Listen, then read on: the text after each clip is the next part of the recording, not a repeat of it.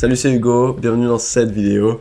Dans cette vidéo, on va parler de la vérité des Facebook Ads. Donc après avoir dépensé, moi et mon équipe, 1,3 million sur des publicités méta, donc Facebook et Instagram, et plus de 75% de ce budget-là, plus de 80% même je dirais, que pour du photovoltaïque. Je voulais faire cette vidéo, si tu es un installateur photovoltaïque, pour te dévoiler ce que je pense qui sont les bons et les mauvais points de faire des publicités sur Facebook, parce qu'il y a beaucoup de gens qui l'idolâtrent, il y a énormément de gens qui font des appels de leads, mais il y a une vérité beaucoup plus absolue et beaucoup plus fondamentale derrière tout ça, et ce n'est pas que du bon, comme ce n'est pas que du mauvais. Donc je te recommande de regarder cette vidéo jusqu'à la fin parce que tu vas en apprendre énormément et on a aidé des dizaines et des dizaines de boîtes à se développer. Et il y en a certaines à qui on leur a recommandé de faire des publicités et certaines pas. Donc je te laisse voir cette vidéo pour te faire ton propre jugement. Je vais commencer par expliquer le mauvais et ensuite je vais finir sur le positif des Facebook Ads. La première mauvaise chose, c'est que on n'est pas en place un système d'acompte ou quelque chose qui fasse en sorte de rétrécir le délai de paiement. Parce que ça va demander un certain quand même investissement qui est complètement relatif, même par rapport à l'install est bas, qui est minimum, je dirais, 3 000 € par mois en investissement sur les plateformes Meta et Facebook.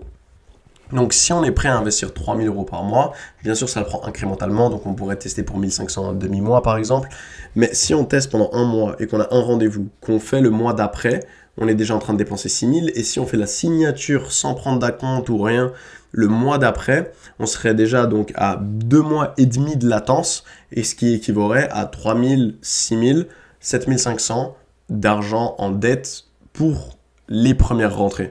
Donc il faut être conscient de ça et c'est pas quelque chose que je préconise. Après, ça a relativement une solution facile qui serait de mettre en place des acomptes, et il y a plusieurs façons de mettre en place des acomptes, c'est un des trucs qu'on explique dans notre formation, mais il y a beaucoup de façons de justifier un acompte d'un montant de 600, de 750, de 20% de l'installation remboursable, mais au moins ça nous permet d'avoir le cash flow nécessaire, donc la trésorerie nécessaire pour pouvoir faire rouler les publicités et investir le deuxième mois de publicité avec les rendez-vous qu'on a générés le premier mois, et donc de pas trop puiser de notre trésorerie. Le deuxième problème avec les publicités Facebook, celui-là concerne vraiment la majorité des gens qui se font pas former ou qui passent par des agences qui checkent pas.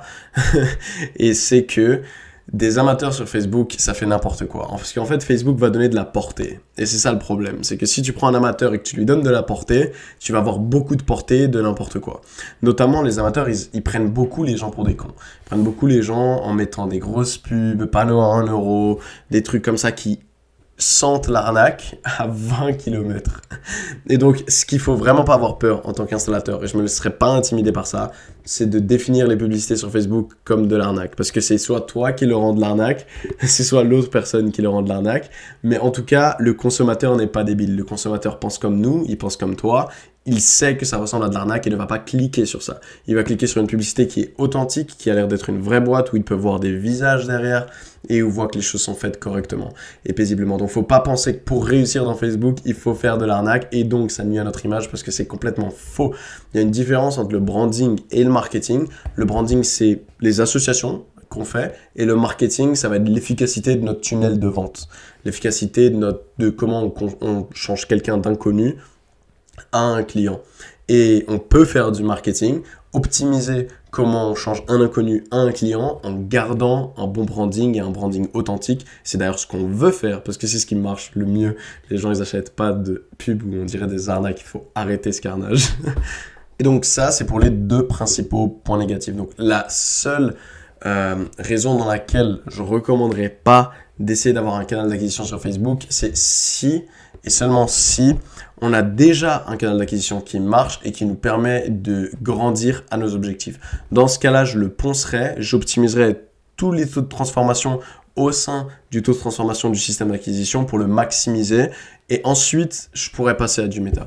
Mais sinon, je pense qu'il n'y a pas vraiment d'excuse, à moins qu'on ne soit pas guidé par les bonnes personnes ou qu'on bosse ou on délègue ça à des personnes qui ne soient pas qualifiées et donc qui nuisent à l'image de votre marque avec énormément de portée. Maintenant, passons au bon point. Je vais commencer par des stats qui sont relativement assez hallucinantes.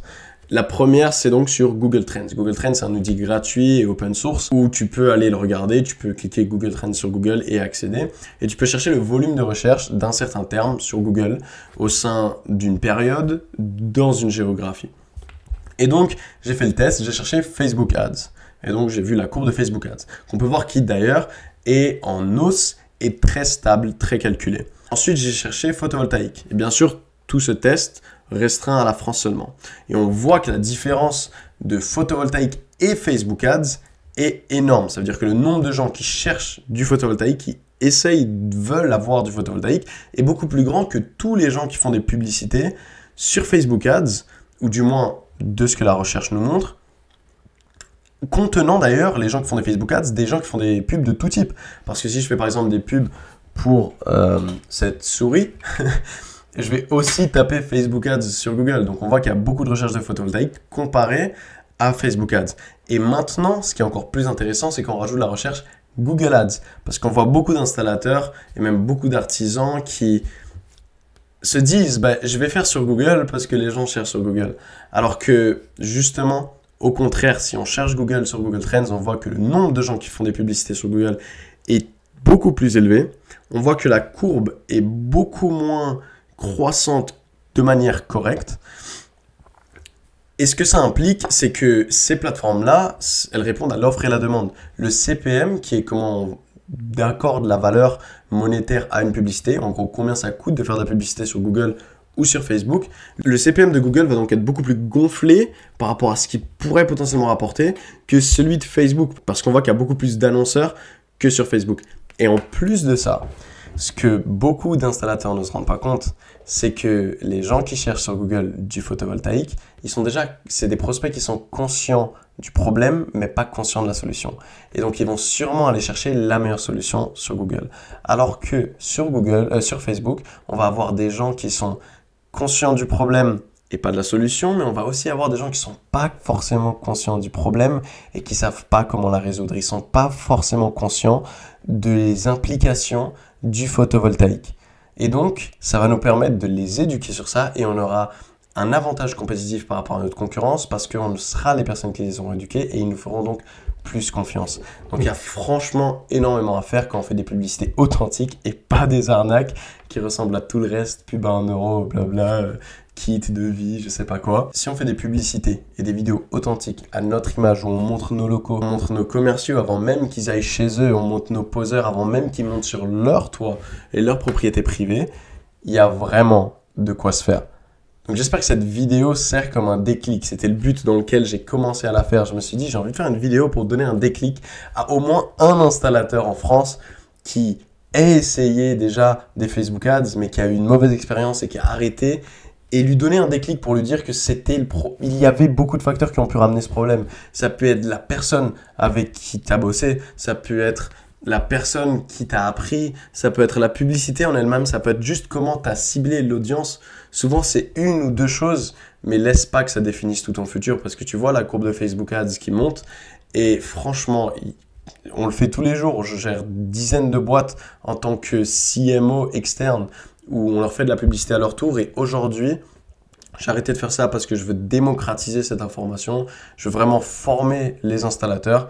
Et donc, si tu veux voir comment on forme des installateurs aujourd'hui à faire des publicités sur Facebook Ads et sur Meta et donc sur Instagram, je te laisse cliquer dans le lien qu'il y a en description. Il y a un lien et on va pas te vendre directement. Tu vas pas besoin de sortir ta carte bleue, juste ton agenda. Tu peux prendre un rendez-vous avec moi. Ça sera moi-même qui l'ai fait en ce moment. Et si tu le fais plus tard, peut-être que ce sera un membre de mon équipe. Mais pour voir du coup ce qu'on propose, l'accompagnement qu'on propose, donc il y a du visio, donc pratique, et il y a du e-learning, donc des vidéos que tu peux consommer à ton rythme et que tu peux déléguer à un commercial ou à une stagiaire, à n'importe qui de cette organisation. On va créer un plan organisationnel de comment implémenter ce nouveau canal de Facebook et Meta dans ton organisation. Et franchement, je serais super ravi et honoré de pouvoir faire cette collaboration avec toi. Donc si jamais, il y a un lien dans la description si ça t'intéresse. Et sinon, je te vois dans une autre des vidéos pour apprendre à faire des publicités sur Meta. Ciao, c'était Hugo.